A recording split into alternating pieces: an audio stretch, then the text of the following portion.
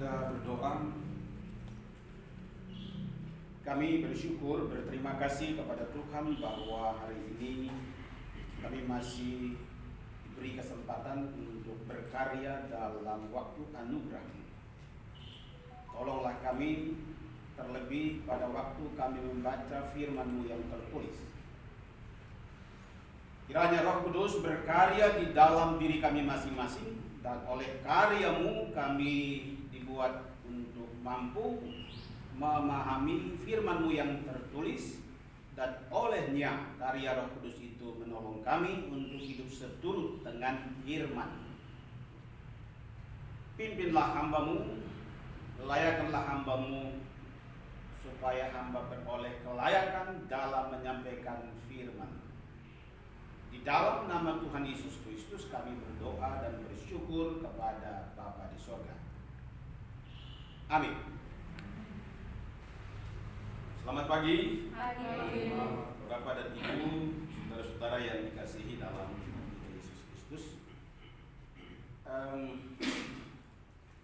Saya masih suka dengan topik yang terdahulu yang saya sudah sampaikan, tetapi setelah saya pikir-pikir, ya mungkin saya harus sampaikan topik yang lain. Karena topik yang pernah saya sampaikan itu memang itu ada dalam kehidupan praktis. Lalu awalnya saya berpikir sesuai dengan informasi yang saya baca, tak bisa dibentuk yang lebih ekstrim. Tetapi ternyata saya menemukan bahwa itu lebih ekstrim lagi dibentuk, yaitu pohon asam Jawa. Itu ada yang membentuk melilit sampai saya bilang itu mengerikan. Saya bilang ini lebih mampu dari sebuah tanaman yang disebut dengan waru, bonsai waru. Saya lalu kemudian berpikir, kalau sekiranya Tuhan membuat seperti begitu dalam hidup saya, apakah saya bertahan atau tidak gitu.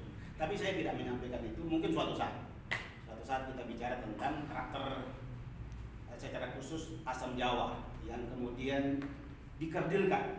Jadi dia tidak dibiarkan tumbuh secara alami bebas, tetapi berusaha untuk dikerdilkan. Dalam rangka dikerdilkan itulah itu sesuai dengan kehendak yang membentuk itu dibentuk macam-macam. Baik, hari ini kita bicara tentang firman Tuhan yang diambil dari 1 Petrus 1 ayat 13 sampai 25 yang merupakan hasil percakapan saya, hasil diskusi saya dengan seorang teman. Lalu saya berpikir, ternyata ada orang-orang lain yang menaruh perhatian untuk topik ini. Bagaimana dengan saya yang keluar masuk pintu yang di dalamnya ada tulisan itu? Itulah sebabnya ya mungkin sukses dan gagal itu selalu beriringan dalam kehidupan manusia. Tapi saya kembali lagi untuk membicarakan tentang topik ini dalam rangka untuk paling tidak menolong saya memahami apa sesungguhnya semangat di mana tempat saya berada. Kira-kira begitu. Jadi topiknya adalah hidup kudus dan kasih persaudaraan dalam 1 Petrus 1 ayat 13 sampai 25. Lanjut. Kita baca dulu ya. Jadi pertama Petrus, mungkin yang matanya masih negeri, kalau saya sudah swastanya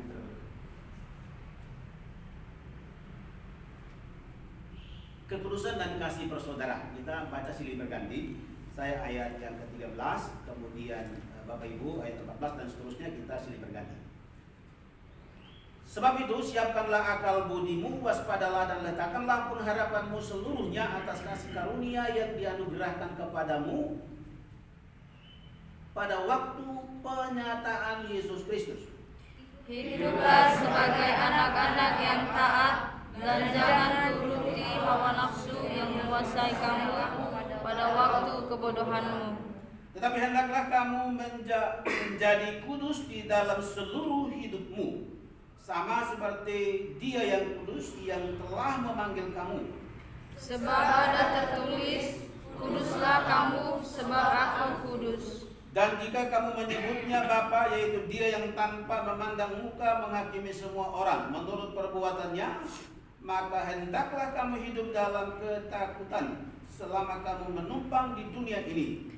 Sebab kamu tahu bahwa kamu telah ditebus dari cara hidupmu yang sia-sia yang kamu warisi dari nenek moyangmu itu, bukan dengan barang yang fana, bukan pula dengan perak atau emas, melainkan dengan darah yang mahal, yaitu darah Kristus yang sama seperti darah anak domba yang tak bernoda dan tak bercacat.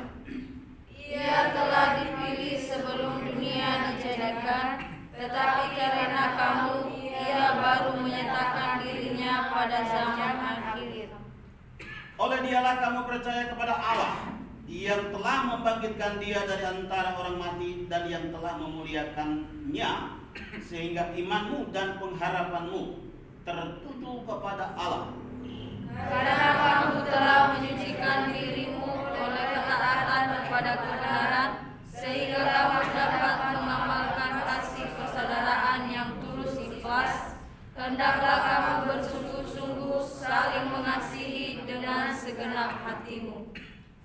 Karena kamu telah dilahirkan kembali bukan dari benih yang fana, tetapi dari benih yang tidak fana, oleh firman Allah yang hidup, yang kekal dan kekal. Sebab semua yang hidup adalah seperti rumput, dan segala kemuliaannya seperti bunga rumput. Rumput menjadi kering dan bunga gugur. Kita bersama-sama ayat 25. Tetapi firman Tuhan tetap selama-lamanya. Inilah firman yang disampaikan Injil kepada kamu. Amin. Ya, demikian firman Tuhan yang kita sudah baca. Sesuai dengan doa tadi, bahwa kita berharap Roh Tuhan membuat kita memahami secara baik apa yang kita baca. Saya sudah berusaha untuk membaca beberapa komentar terkait dengan teks ini, tetapi belum ada yang pas untuk saya memahami. Saya juga coba melihat dalam karya teman-teman yang berupaya untuk mengeksegesi bagian ini, tetapi juga saya menghargai upaya mereka. Tapi pada sisi yang lain saya ingin sampaikan sesuatu dalam kaitan dengan teks ini. Ada dua hal yang ingin saya sampaikan. Adalah pertama, hidup dalam kaitan dengan penggunaan kata Petrus untuk kata kudus. Jadi hidup, tapi Petrus menggunakan kata kudus. Lalu pada ayat tertentu Petrus bicara tentang kasih persaudaraan.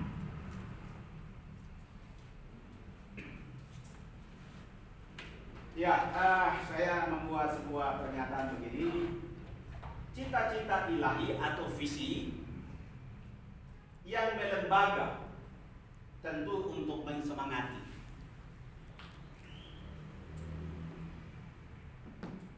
Mengerti untuk dilaksanakan.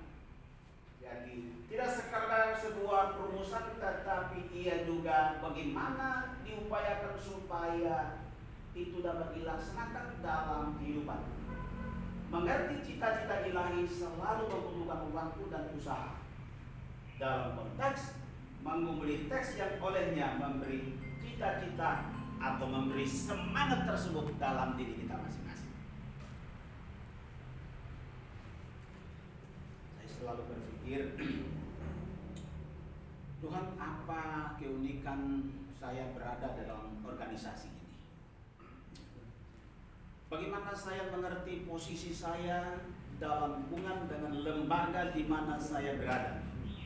Saya tahu, saya yakin bahwa tidak secara kebetulan saya hadir dalam lembaga ini. Nanti suatu saat saya akan bicara mengapa saya ada di sini dan bertahan di sini.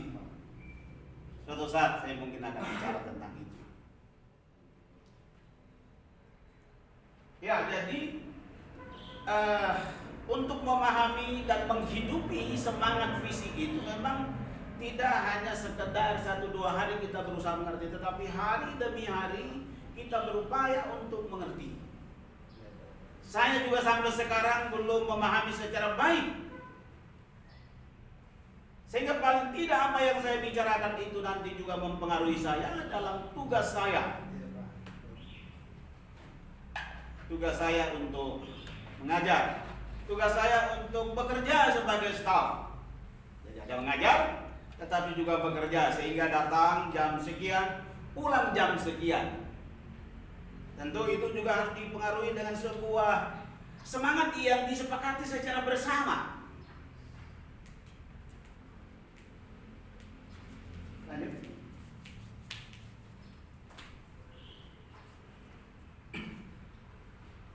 Ya, ada dua kata penting, ada dua frasa penting dalam 1 Petrus 1 ayat 13 sampai 25. Walaupun ada kata yang penting juga, kelahiran kembali, tetapi saya tidak memasukkan itu dalam percakapan hari ini. Ya, walaupun bagi saya itu bagian daripada hidup kudus. Sebenarnya kasih persaudaraan juga bagian dari hidup kudus. Tapi dalam kesempatan ini saya tidak akan menyinggung tentang kelahiran kembali, atau selalu secara praktisnya orang sebut dengan hidup baru. Ya. Mari kita memperhatikan penggunaan kata kudus dalam perjanjian lama. Secara singkat saja saya sampaikan. Kalau kita membaca Alkitab, beberapa penulis dalam perjanjian lama selalu menggunakan kata kudus untuk hal-hal tertentu. Pertama, bisa kita melihat penggunaan kata kudus dalam hubungan dengan pribadi. Misalnya kita menemukan Allah itu kudus, namanya itu kudus, dan seterusnya. Artinya bahwa penulis Alkitab menggunakan kata kudus itu kemudian menghubungkan dengan nama atau menghubungkan dengan pribadi. Tentu itu punya maksud tertentu. Allah kudus, namanya kudus, dikuduskanlah namamu, datanglah kerajaanmu. Tetapi itu kan dalam perjanjian baru. Jadi pertama ia berkenan dengan nama atau pribadi. Jadi kata kudus itu dipakai dalam konteks yang menunjuk kepada pribadi-pribadi tertentu. Di dalam perjanjian baru kita baca ada orang kudus, ada komunitas kudus, dan lain sebagainya. Lalu kata kudus juga dipakai dalam konteks merujuk kepada tempat.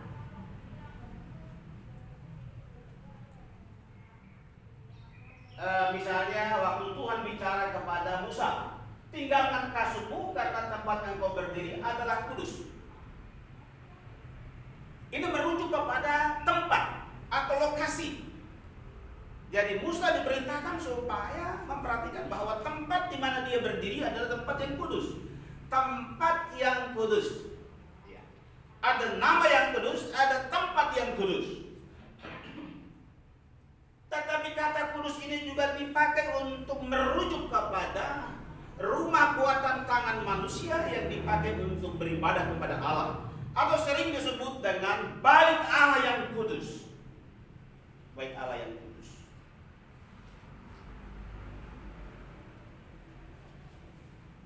Ada juga yang disebut dengan ruang kudus dan ruang maha kudus. Jadi ada ruang tertentu yang disebut ruang kudus, tetapi juga ada ruang maha kudus.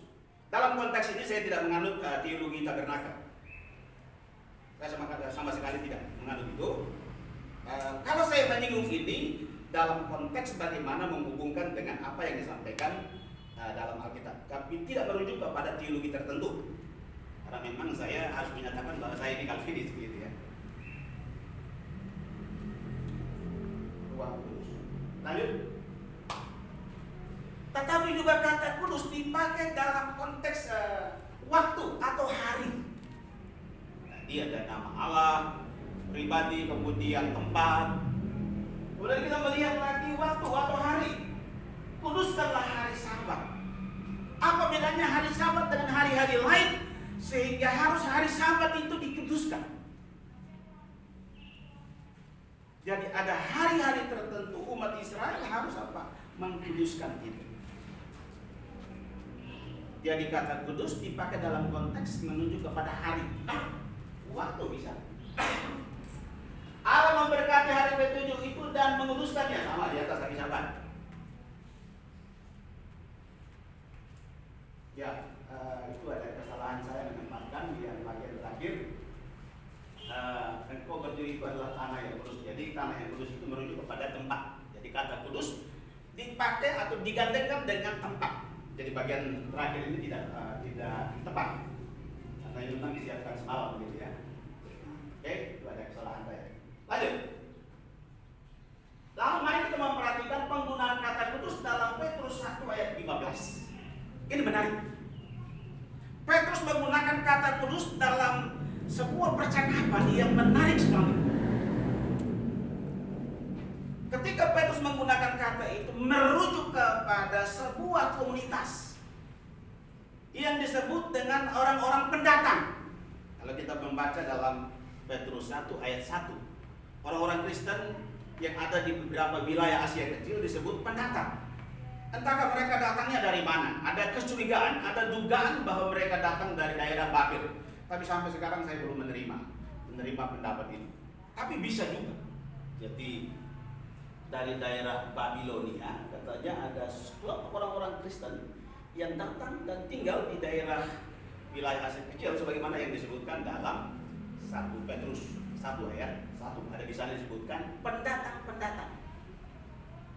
Kalau kita ini kan pendatang ini ya, pendatang-pendatang di Jakarta. Pendatang-pendatang di Jakarta ada orang Timor, ada orang mana lagi, macam-macam. Orang asli itu kan orang Betawi. Ya, tetapi hendaklah kamu menjadi kudus di dalam seluruh hidupmu. Jadi rujukannya kepada sebuah komunitas, sebuah kelompok. Kamu menjadi kudus dalam konteks apa? Seluruh hidupmu. Maka ini bicara juga tentang apa?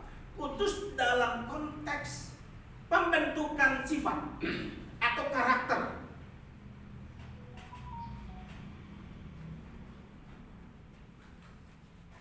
Lalu kata kudus ini juga mengacu kepada apa yang ada di dalam diri Tuhan Allah. Sehingga ayat 16 dia bilang, kuduslah kamu sebab Tuhan itu kudus.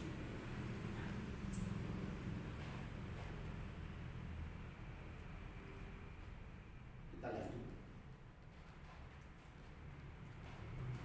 Petrus menggunakan kata kudus dalam konteks moral, bisa juga konteks etika, atau juga karakter, atau cara hidup. Misalnya kalau saya biasa makan itu pakai sendok, tapi dalam konteks tertentu saya pakai tangan saya. Kalau saya terbiasa dengan itu, maka saya sebenarnya sedang membentuk dalam diri saya sebuah kebiasaan, sebuah karakter, karena karakter itu harus dibentuk. Sebuah kebiasaan yang saya bangun setiap hari sehingga makan pakai tangan itu menjadi sebuah kebiasaan. Sehingga kalau saya tidak makan pakai tangan itu rasanya tidak enak. Jadi terbentuk dalam diri saya sebuah kebiasaan.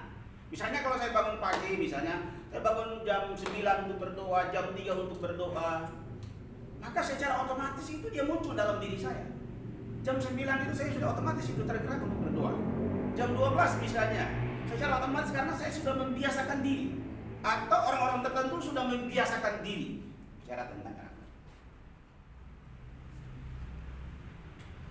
Jadi hendaklah kamu menjadi kudus, atau ya ada istilah yang dipakai di situ, ada kados, tetapi juga dalam perjanjian baru ada hagir. Saya sengaja menggunakan ini, saya sengaja saja, gitu ya.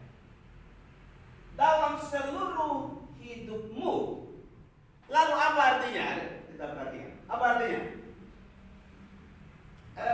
Biar Emerson dan Stanley menyatakan bahwa bahasa Ibrani Yunani untuk pengudusan, orang suci atau pengabdian, penabisan dan kekudusan semuanya merujuk kepada apa yang disebut dengan konsep pemisahan, disendirikan. Suatu saat ada di gereja tertentu ada mic gitu ya, lalu ada pengkhotbah, MC itu MC katakan, Pak, tidak boleh menggunakan mic itu karena itu sudah dikuduskan. Pengkhotbah itu tersinggung. Seakan-akan dia tidak layak menggunakan mic itu. Jadi ini begitu sakral, mic ini begitu sakral, begitu apa, sehingga itu hanya dipakai oleh pendeta. Jadi ini kita bisa pahami ini dalam konteks ya dipisahkan khusus. Dipisahkan khusus untuk Pak Pendeta, yang lain boleh pakai yang mic-mic yang lain. Tidak berarti bahwa mic ini lebih masuk surga daripada mic yang lain, tidak gitu ya. Ini dipisahkan dalam konteks ini. Atau saya menyatakan disendirikan. Ya beda, ya beda. Beda bukan dalam dirinya, tetapi beda dalam tindakan dari atas yang memilih untuk menjadikan orang tertentu menjadi disendirikan, dikhususkan. Nanti kita akan melihat lagi ada rujukan yang lebih hebat, lebih bagus lagi, yang menolong saya untuk memahami tentang kudus. Dikuduskan berarti dipisahkan. Dipisahkan dari apa? Dipisahkan dari dosa, supaya dipakai untuk Allah dan untuk menyembah, untuk penyembahan yang penuh hormat dan sukacita, dan untuk pelayanan kepada Allah. Oke, ini bisa baca dalam sumber. Jadi kalau saya menyatakan sesuatu, sumbernya saya kasih tahu. Jadi kalau misalnya tidak ini bisa dicari di situ. Ya, jadi apapun saya sampaikan, kalau saya bilang ahli, ya saya sebutkan supaya saya juga tidak membohongi diri.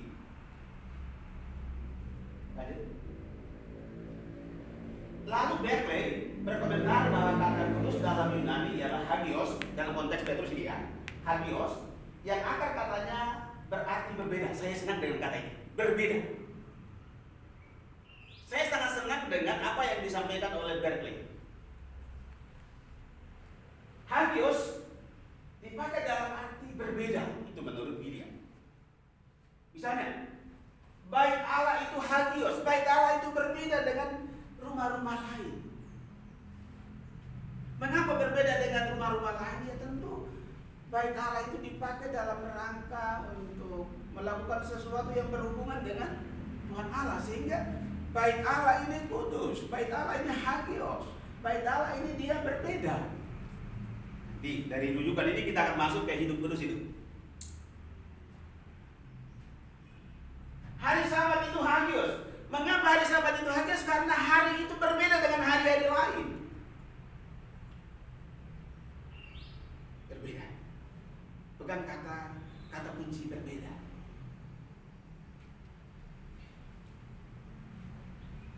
Dalam konteks cara hidup,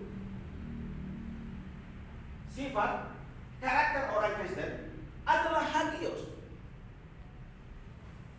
Dalam pengertian itu menjadi kudus atau menjadi berbeda dari sifat orang yang belum percaya Yesus Kristus.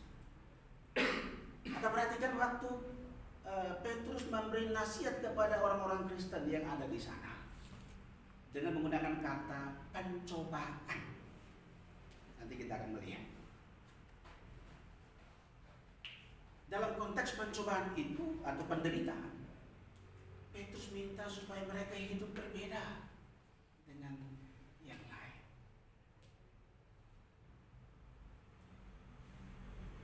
Sehingga kadang dia gunakan cara hidupmu yang sia-sia yang berhubungan dengan tradisi nenek moyang. Kalau kamu sudah percaya kepada Kristus, maka cara hidupmu berbeda. Kita terus. Ya, ini paling tidak saya membuat perbandingan. Sana yang belum hagios, ini sudah hagios. Sana belum percaya, ini sudah percaya. Jadi perbedaannya di mana ya? Di sini. Di sana itu buah-buah daging, kalau pakai istilah para penulis Alkitab, buah-buah daging. Di sini sudah buah-buah roh. Jadi kelihatan kan perbedaannya? Hagios atau kudus. Hidup kudus. Hidup berbeda dengan yang lain. Berbedanya apa? Nanti kita akan lihat. Berbedanya apa? Berbedanya dalam soal apa? saya senang dengan komentar berbeda. Ya. Berbeda dari cara hidup sebelum percaya dan sesudah percaya kepada Yesus. Itu harus berbeda. Jangan sama. Nah, dalam konteks itulah selalu kita terus berjuang.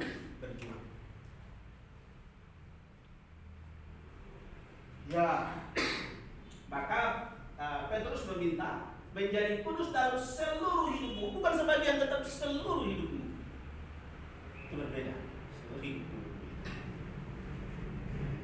Lalu saya mengambil buah roh dalam Galatia, kasih, sukacita, damai sejahtera, kesabaran dan seterusnya, kelemah lembutan, penguasaan diri dan seterusnya. Kalau di sana ada percabulan, kecemaran, nafsu, penyembahan berhala. Misalnya percabulan, kamu tidak boleh melakukan itu lagi karena kamu berbeda. Berbeda apa? Karena kamu sudah percaya. Jadi jangan melakukan itu. Kira-kira begitu ya. Kamu harus lakukan ini, mengapa? Karena kamu sudah berbeda. Berbedanya apa? Berbedanya kamu sudah percaya kepada Yesus Kristus. Kalau saya renung, Tuhan, saya berbeda dengan tetangga saya dalam hal apa? Di lembaga di mana saya berada. Tadi saya melihat postingan teman-teman di WA, saya salut mereka. Mereka pergi dan di sana mereka ada pelayanan untuk anak-anak, luar biasa. Tapi karena saya COVID, jadi saya bilang untuk dalam beberapa waktu ini saya masih memulihkan ketakutan dalam diri saya karena saya pernah mengalami sebuah masalah dalam perjalanan hidup COVID. Saya sehat sebenarnya, tetapi divonis COVID. Lalu itu berjuang kiri dan ke kanan sampai uang habis dalam perjalanan. Maka saya bilang, teman-teman, saya belum siap, saya belum berani. Termasuk ke Yerusalem sekalipun saya belum berani. Kemarin dalam rapat ada teman-teman yang bercanda, gimana kalau kita ke Yerusalem? Saya bilang, saya tidak bersedia. Kalau teman-teman ya silakan saja, kalau ada uang silakan saja. Tapi saya untuk ini saya belum siap. Karena rasanya kalau dalam perjalanan seperti itu kemudian kita dinyatakan begitu, waduh, kita linglung. Oke, jadi paling tidak ini menurut saya untuk memahami tentang kudus yang dihubungkan dengan hendaklah kamu menjadi kudus dalam seluruh hidupmu. Proses, tidak serempak. Tetapi ini apakah perbuatan manusia? Oh tidak. Perbuatan dari atas. Perbuatan dari Tuhan Allah. Kalau pertobatan ya ada respon manusia atas karya Allah itu.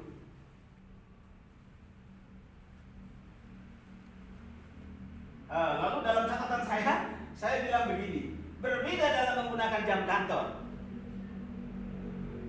Apa bedanya saya dengan bapak-bapak karyawan PT misalnya? Lalu saya merenung, ya mereka ada di lapangan kerja di sana, dan juga mendukung pekerjaan Tuhan dalam STT IPS. Saya kadang merenung. Saya kadang kalau saya pulang sebelum jam 5 rasanya bagaimana? Tapi ada kadang juga saya pulang sebelum jam 5. Ya karena satu sisi saya memahami penggunaan waktu juga mesti dalam konteks kudus. Memang sudah disepakati jadi jam sekian sampai jam sekian. Ya, kadang juga saya datang jam terlambat sih, terlambat. Waktu absen itu saya terlambat. Maka akhir-akhir ini saya berusaha untuk paling tidak ya jam 5 atau mungkin mendekati jam 6. Seperti kemarin saya pulang sekitar jam 3.32 karena saya hendak mau persiapan sehingga saya pulang sekitar jam itu. Mengapa? Karena ya itu saya melihat teman-teman di PT itu mereka masih di situ. Nanti kita lihat dalam kasih persaudaraan. Ya. Jadi kita mesti berbeda dalam menggunakan jam kantor. Lalu kita bicara lagi tentang kasih persaudaraan. Jadi sebelum saya masuk dalam kasih persaudaraan, hidup kudus itu dalam konteks percakapan kita itu cara hidup kita, karakter kita, sifat kita. Mesti ia punya perbedaan dengan orang lain. Perbedaan dengan orang lain itu seperti apa? Ya, dalam kasus-kasus tertentu mungkin kita lebih mementingkan diri sendiri daripada mengutamakan orang lain. Lalu kita masuk di dalam kasih persaudaraan. Kata yang dipakai di sana mengamalkan kasih persaudaraan. Ya, memang kata mengamalkan ini sedikit lebih kepada teman-teman kita yang lebih banyak itu. Tetapi saya kira istilah tertentu tidak dipatenkan untuk kelompok keyakinan tertentu.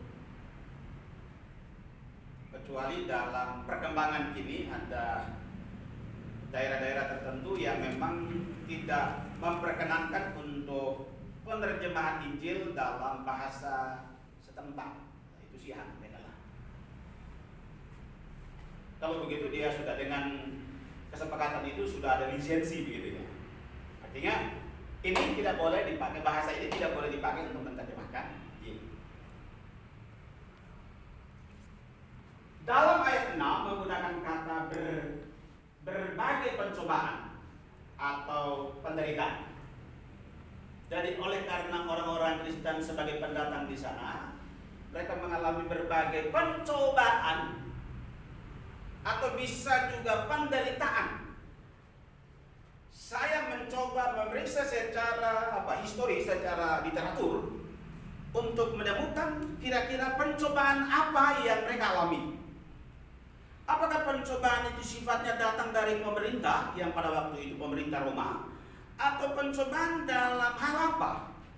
Ada beberapa literatur, ada beberapa kelompok literatur membedakan bahwa ada yang menghubungkan dengan politik dalam arti pemerintah pada waktu itu, lebih kepada Kaisar Nero, tindakan Kaisar Nero terhadap orang-orang Kristen dalam wilayah Kekaisaran Romawi yang meliputi sampai kepada Asia Kecil dan turun ke bawah lagi ke Yerusalem sampai Mesir dan seterusnya.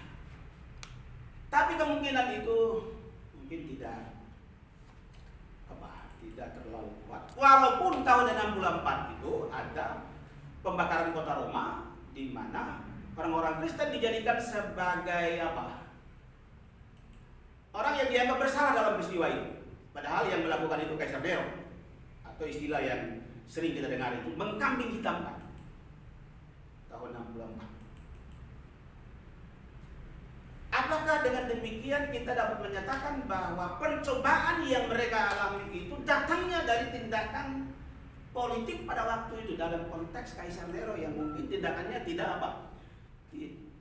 tidak menghargai perbedaan-perbedaan yang ada tidak toleran, tapi itu tidak terlalu mungkin tidak terlalu kuat karena cobaan itu sifatnya ya sewaktu-waktu. Tetapi saya lebih merujuk kepada apa yang disampaikan oleh seorang ahli. Bisa saja pencobaan itu datang dari diri mereka, maksudnya orang-orang Kristen yang melihat orang-orang yang sesama mereka belum percaya, sehingga antara orang yang percaya dan orang yang tidak percaya bisa saja terjadi permusuhan. Yang satu hidupnya kok tidak ikut menyembah berhala, gitu ya. Ini kok tidak. Dia tidak mabuk, dia tidak ke tempat-tempat tertentu yang dianggap dilarang dan lain sebagainya. Hidup dia berbeda, gitu ya. Mungkin dari sisi orang-orang Kristen, kenapa orang-orang ini melakukan hidup yang bertentangan, sehingga bisa saja pencobaan dalam arti itu muncul. Artinya permusuhan yang muncul antara orang Kristen dengan orang tetangga mereka. Kita kalau kita tarik dalam kehidupan kita, ya saya kira bisa saja. Karena apa? Gara-gara orang Kristen ada orang-orang yang menjadi mantan mahasiswa saya, mereka pangkatnya hanya 3 bunga itu kolonel. Sementara murid-muridnya, mahasiswanya sudah menjadi jenderal. Ya walaupun ini tidak terlalu kuat, tetapi bisa saja karena faktor Kristen, bisa juga tidak mendapat peluang yang besar di tempat-tempat tertentu. Bisa juga faktor Kristennya, mungkin dengan tetangga, mungkin tidak aku menganggap dia ini apa. Ya, saya kira Bapak Ibu yang merasakan lah. Kalau di saya, tetangga saya sih ya baik-baikan gitu.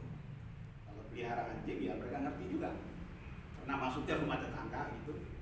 Lalu kami pergi minta maaf, saya pergi minta maaf. Jadi bisa saja cara hidup yang tidak sama, cara hidup orang-orang yang percaya kepada Kristus seperti ini, sementara cara hidup orang-orang yang belum percaya seperti ini, sehingga terjadi apa? Pencobaan, rasa permusuhan, tidak senang, dan lain sebagainya. Dalam rangka itulah Petrus bilang, kamu harus mengamalkan kasih persaudaraan di antara sesama orang Kristen. Apa itu ya? Tetapi kasih persaudaraan itu dilakukan dengan serius, dengan sungguh-sungguh. Jangan pura-pura. Jangan mencari apa? Hormat. Jangan mencari apa? Cari muka, kira-kira begitu ya. Tapi itu memang dilakukan secara sungguh-sungguh. Walaupun orang lain tidak melihat kamu, orang lain tidak memuji kamu, tapi itu harus dilakukan dengan sungguh-sungguh. Kepada siapa? Ya kepada sesama orang Kristen. Ada juga yang menyatakan, beberapa kelompok penafsir menyatakan kepada sesama bangsa, satu bangsa itu, ya itu sesama saudara. Beberapa lebih mayoritas menganggap waktu itu ya Petrus itu bicara konteksnya adalah sesama orang yang percaya kepada Kristus. Tapi tidak berarti juga bahwa kita menggunakan teks ini untuk apa? Untuk tidak mengasihi orang-orang yang tidak seiman dengan kita, bukan begitu.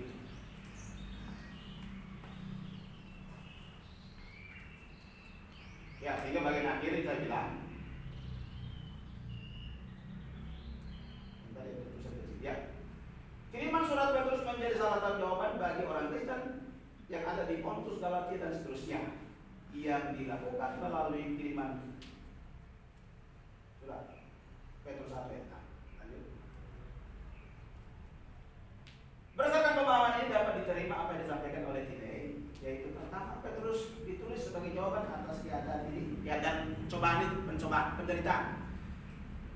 Tidak suka dengan tetangga juga tidak suka dengan orang-orang Kristen. Sudah begitu, bagaimana ini? Paulus kirim surat, Petrus kirim surat, supaya apa? Saling memperhatikan.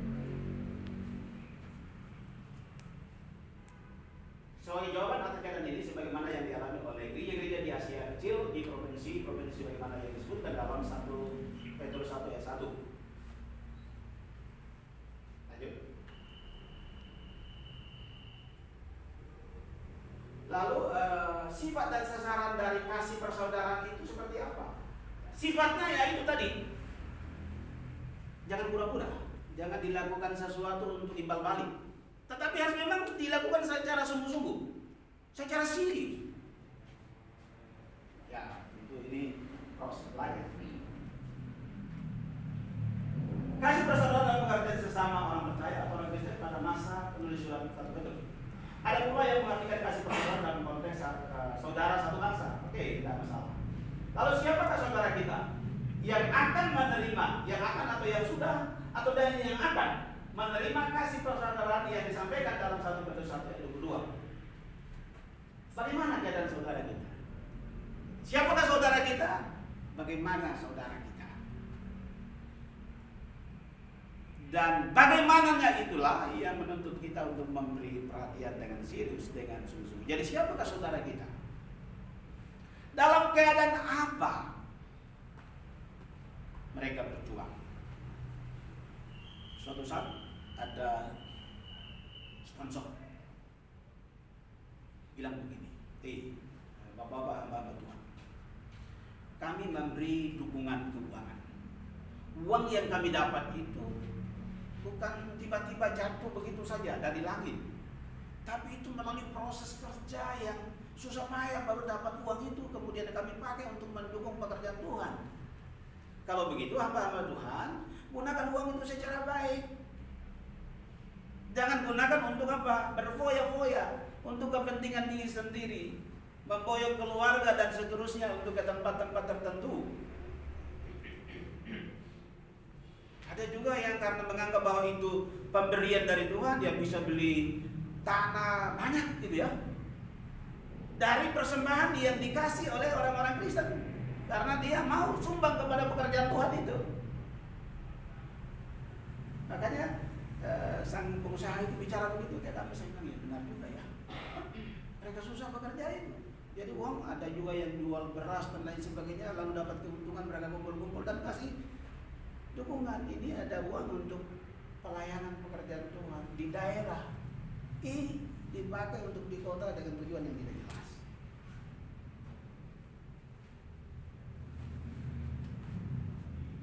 Oke. Mari kita menjadi berbeda. Maksudnya hidup kita berbeda. Secara khusus saya harus berbeda dalam menggunakan jam kantor. Datang jam 8, saya harus pulang jam 5 atau jam 4. Saya mau mencoba belajar. Karena kepercayaan kepada Kristus dan sungguh-sungguh mengamalkan kasih persaudaraan sebagai wujud dan hidup yang kudus, atau berbeda itu dalam diri saya, syukurlah dalam diri Bapak Ibu. Kiranya firman Tuhan ini berguna bagi kita. Amin. Mari kita berdoa. Kami bersyukur, berterima kasih untuk sabda Tuhan yang sudah kami renungkan. Kiranya Tuhan menolong kami dalam kehidupan kami. Terpujilah nama-Mu.